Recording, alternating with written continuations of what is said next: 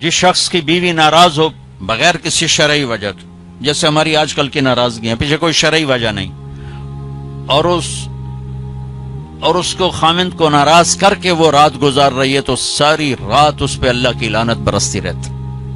Balance کیا دونوں کی. ہاں مرد کو زیادہ ذمہ دار ٹھہرا ہے، اس میں کوئی شک نہیں، کہ کسی کی بیٹی کو لے کے جانا کوئی چھوٹی ذمہ داری نہیں ہے. اور شریف زادیوں کی جہاں ڈولی اترتی وہیں سے ان کے جنازے اٹھتے ہیں. گھٹ گھٹ کے مر جانا ان کی سرشت میں ہوتا ہے. طلاق ہمارے یہاں ایک لعنت ہے کہ گزارا نہیں ہوتا تو بھی کر گزارا، نہیں ہوتا کر گزارا. ایسے موقعوں کے لیے تو اللہ نے جدائی کر رکھا. میں اپنے گاؤں میں تھا، ایک بچی رات کو دیہات، رات کو چھوٹا بچہ لے کر وحشت زدہ. ارے کہاں سے آئی ہو؟ کہا جی میں فلاں جگہ، میں نام لے فلاں جگہ سے آئی ہوں. کیا کرنا ہے؟ کہا جی مجھے میرے خامد سے بچاؤ، مجھے طلاق لے دو. میں نے کہا بیٹی اپنے ماں باپ سے کہا، میرے پاس کیا کرنے آگی؟ کہا جی وہ کہتے ہیں تو نے طلاق لی تو ہم تمہیں قتل کر دیں گے، اور میرا خامد روزانہ مجھے مارتا ہے، آج تک کوئی دن ناغہ نہیں، روز مجھے مارتا ہے، اللہ کے واسطے میری جان بچاؤ. کہا بیٹی میں کیا کر سکتا، میرے پاس آنسوؤں کے سوا کچھ بھی نہیں. میں تو یہ دعا کر سکتا ہوں، رو سکتا ہوں، اور میں کچھ نہیں کر سکتا. میں تمہارے خاندانی معاملات میں کیسے دخل دوں؟ ہاں میرا کوئی رشتہ ناتا ہوتا تو پھر میں کوئی دخل دیتا، لیکن میں تمہیں جانتے نہیں تم کون ہو. البتہ میں نے اس نے کہا چلو میرے کسی بھائی سے بات کہا. میں نے اس کے بھائی سے تھوڑی سی بات کی، بھائی اپنی بہن کا خیال کرو. آگے میں نے کچھ نہیں کہا. یہ میرے معاشرے کے سلگتے ہوئے مسائل ہیں، یہ دکھتی ہوئی رگیں ہیں، یہ بھڑکتی ہوئی آگ ہے جس نے در و دیوار کو خس و خاشاک بنا دیا ہے کہ ہم زبان کا بولنا جانتے، کاروباری ڈیلنگ جانتے ہیں، بیوی سے کیسے بولنا ہے، بیٹے سے کیسے بولنا ہے. معذرت کے ساتھ آج کل کی اولاد بھی نافرمان ہے، لیکن نافرمان بنانے میں ماں باپ کا بھی بہت بڑا ہاتھ ہے، کہ وہ اولاد کو سمجھتے ہیں جیسے گائے بیل ہے، جدھر باندھ دو جدھر کر دو. ابھی چند دن پہلے وہ ہمارے گھر پہنچ گئی، میرے گھر کو پہنچ جی وہ ماں باپ شادی کرنا چاہتے ہیں اور میں وہاں نہیں کرنا چاہتی، اور میرا باپ کہتا ہے تم مر جا میرے لیے، بھائی یہیں کروں گا اور کہیں نہیں کروں گا. اس کی عمر اتنی زیادہ ہے، میری عمر یہ ہے، 20-25 سال کا 20 میں فرق ہے. کہ میرا ادھر ہی کرنی ہے، نہیں ادھر تیری نہیں کرنی، بیٹھی رہو. یہ والدین کا جبر ہے. تو میرے نبی پاک صلی اللہ علیہ وسلم نے ایک خوبصورت طریقہ زندگی سکھایا، گھروں کو آباد کر کے بتایا. وہ طریقہ جو بھی اپنائے گا اس کے گھر میں خوشحالی ہوگی، خوشی ہوگی، خوشی. اور اس کا ایک لفظ ہے، ایک دوسرے کو برداشت کر.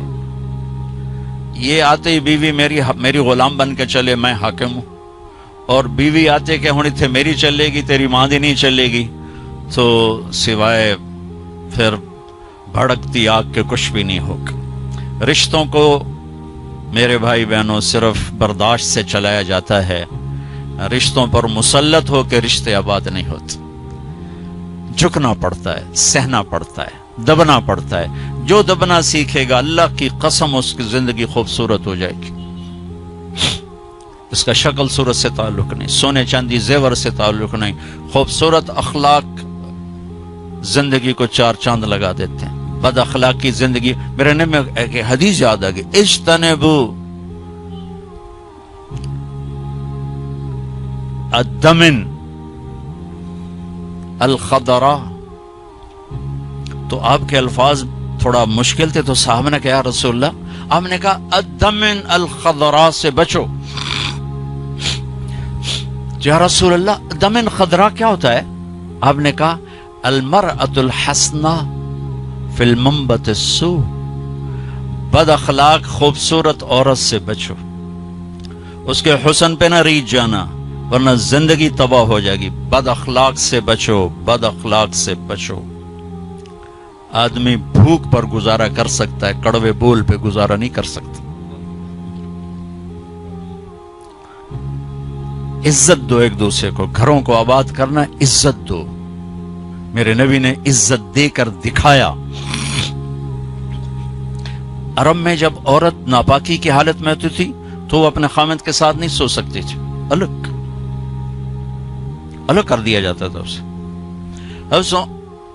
حضرت ام سلمہ رضی اللہ تعالیٰ عنہ، حضرت ام سلمہ رضی اللہ تعالیٰ عنہ وہ رات کو اللہ کے نبی کے ساتھ ایک چارپائی پر سوئے ہوئے، تو انہیں محسوس ہوا کہ وہ ناپاکی کی حالت میں چلی گئیں. وہ چپ کر کے اٹھ گئیں اور جا کر کپڑے تبدیل کر کے ایک طرف ہو، آپ کی آنکھ کھلی، دیکھا ام سلمہ نہیں، دیکھا تو ادھر اللہ کے نفس تھی، لگتا ہے تجھے مینسز کا، جی ہاں، کہ ادھر میرے پاس ہی آ کے لیٹو.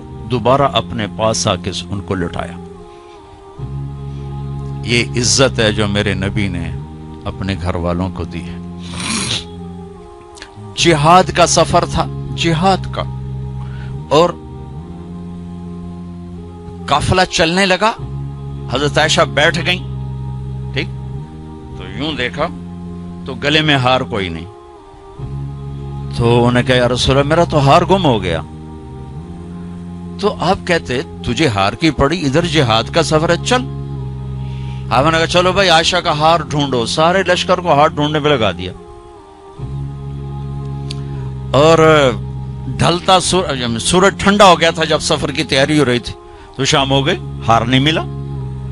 تو اب مغرب پڑی، عشاء پڑی، تو اندھیرا چھا گیا، سفر پہ نہیں ہو سکتا، صبح ہی سفر کرنا. فجر کا وقت داخل ہوا، پانی کوئی نہیں. پانی ان کا پانی آگے تھا جہاں انہوں نے پہنچنا تھا. اب پانی کوئی نہیں، نماز کیسے پڑھیں گے؟ تیمم کی ابھی آیت کوئی نہیں آئی ہے.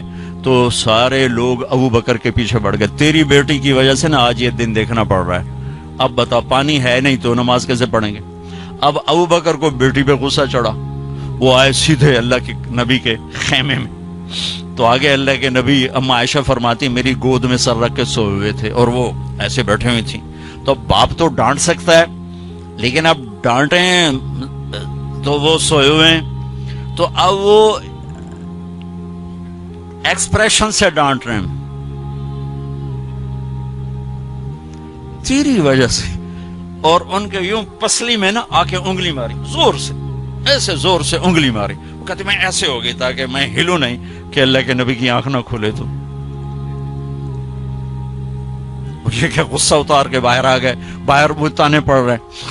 اللہ کے نبی کی آنکھ کھلی، نماز کا یا رسول اللہ پانی کوئی نہیں، نماز کیسے پڑھیں گے؟ اب اسی پریشانی میں تھے کہ جبریل آ گیا، فتیمموا صعیدا طیبا، چلو ہاں مٹی سے وضو کی اجازت ہے، تیمم کرو. کبھی کسی امت کو تیمم نہیں ملا، بھلا مٹی سے بھی آدمی پاک ہوتا، منہ تو مٹی مارو بندہ پاک ہوتا. آپ نے چلو منہ پہ ایسے کرو، ایسے چلو نماز پڑھو بھائی. تو پھر وہ جو پہلے سب ناراض ہو ابو بکر سے کہنے لگے بھائی ابو بکر، آج تیرے گھر کی طفیل کتنی بڑی رحمت ہمیں مل گئی، کتنی بڑی برکتیں ہمیں مل گئی. تو تیمم کی آیت اتری اس موقع پر جب حضرت عائشہ کا ہار گم ہوا، آپ نے سب کو اس کے ڈھونڈنے پہ لگا دی. تو فجر کی نماز ہوئی، تھوڑا سویرا ہوا، تو پھر حضرت عائشہ کہنے لگی یا رسول اللہ چلو ہار تو ملتا نہیں، چلیں. پھر آپ نے کہا چلو بھائی کوچ کرو. جب اونٹنے کو اٹھایا تو ہار پھسل کے نیچے گیا پڑا تھا، تو پھر ہار بھی مل گیا. یہ دلداری ہے میرے نبی کی اپنے گھر کے لیے. میرے بھائی بہنوں، کسی کی بیٹی کو لے جانا بہت بڑی ذمہ داری ہوتی ہے، اور میں یہ دکھ سے کہتا ہوں کہ میرا سسرالی معاشرہ بڑا ظالم ہے، بہت ظالم.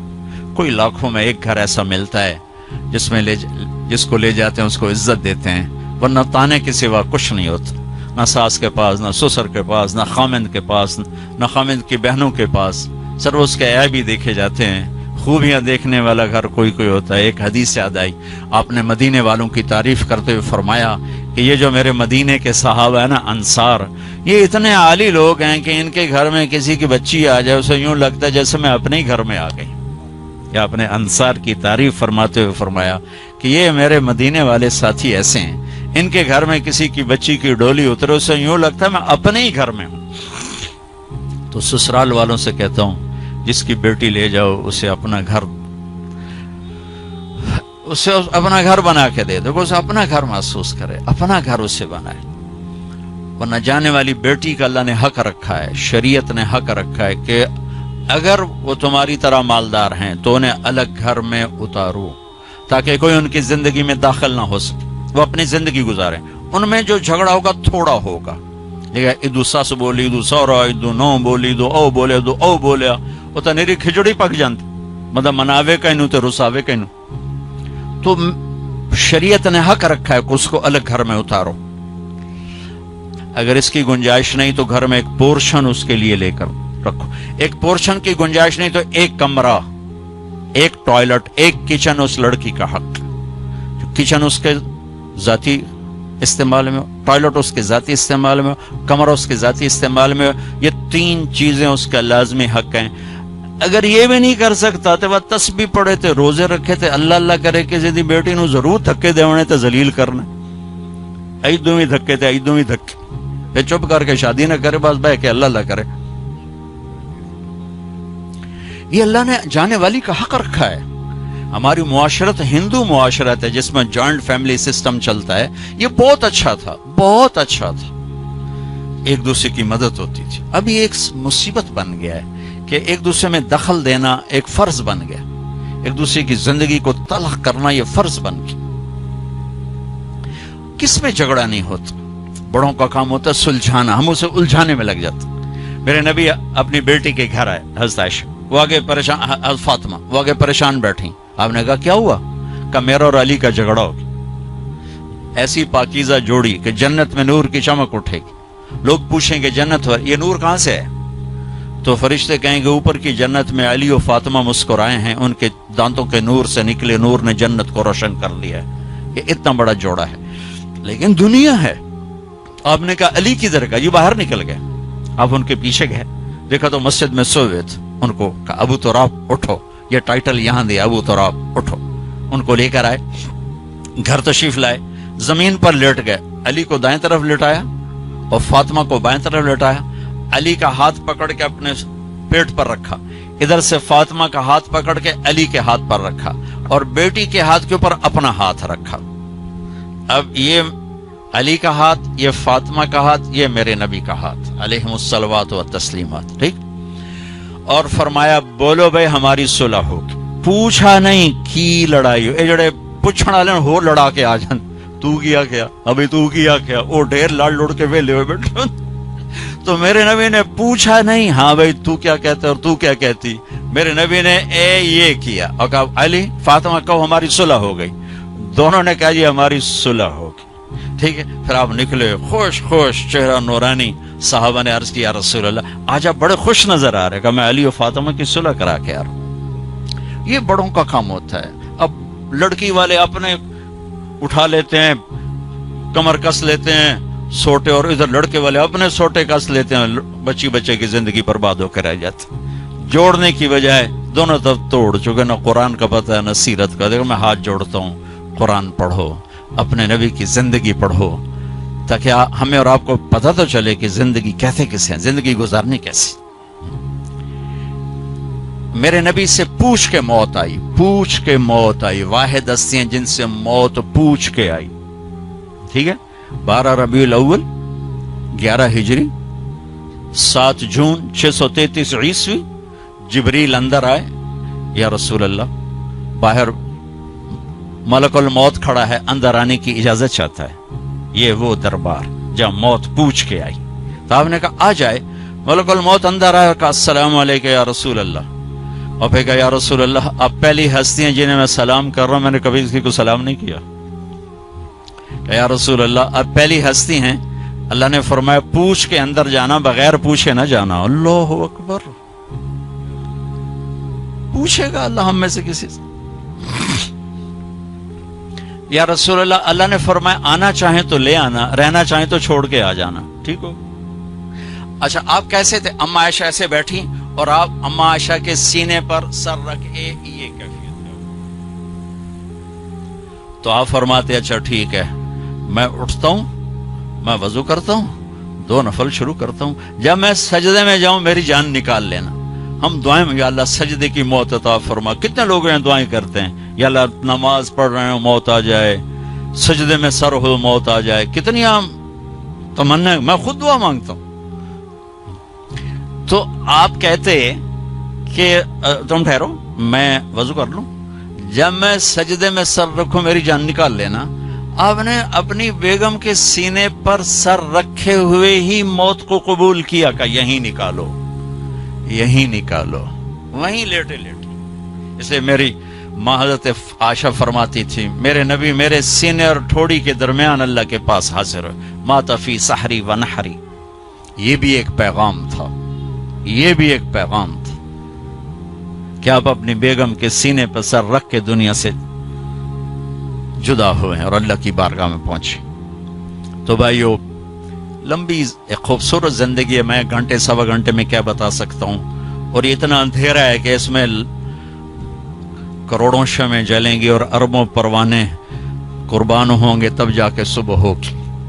اس اندھیر میں میری چند باتیں پتہ نہیں کوئی روشنی کا سبب بنے یا نہ بنے، پر اگر چند کانوں پہ دستک ہو گئی تو شاید کچھ ذرہ خیر وجود میں آ جائے۔ بھائیو، اپنے نبی کی زندگی سیکھو، اپنے نبی کی زندگی کے مطابق چلنے ڈھلنے کی کوشش کرو۔ یہ تبلیغ کا کام بھی اس کو سیکھنے کی ایک خوبصورت محنت ہے، جو کرے گا اللہ تعالیٰ اس کی دنیا بھی بنائے گا، اللہ تعالیٰ اس کی آخرت بھی بنائے گا۔ آخری بات یہ کہتا ہوں، اپنے گھروں کو آباد کرنا ہے تو اس زبان پہ قابو پانا سیکھ لیں، اس زبان پہ قابو پانا سیکھ لیں، اس زبان پہ قابو پانا سیکھ لیں۔